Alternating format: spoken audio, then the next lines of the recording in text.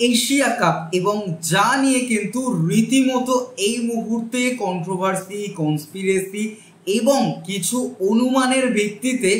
আয়োজন করার প্রিপারেশন শুরু করেছে এসিসি। এসিসির পক্ষ থেকে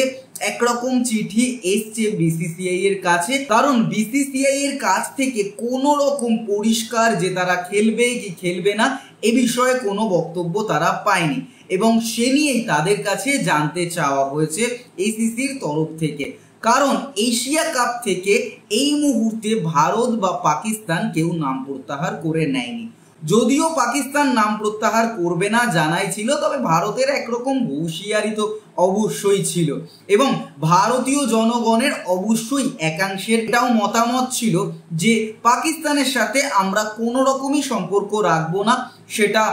অর্থনৈতিক হোক, রাজনৈতিক হোক, বন্ধুত্বের সম্পর্ক হোক কিংবা স্পোর্টস, প্রত্যেকটা জায়গায় আমরা পাকিস্তানকে বয়কট করছি। তো এই নিয়ে এশিয়া কাপ খেলা হবে কিনা পেহেলগাঁও ঘটনার পর থেকে আরো বেশি পরিমাণে কিন্তু এই নিয়ে চর্চা শুরু হয়। তবে এই মুহূর্তে এসিসি ভারত পাকিস্তানকে রেখে সেপ্টেম্বরে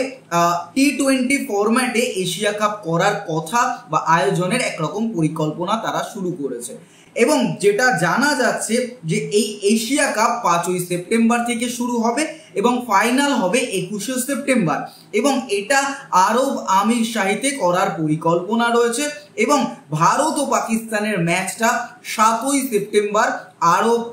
আমির শাহিতে হওয়ার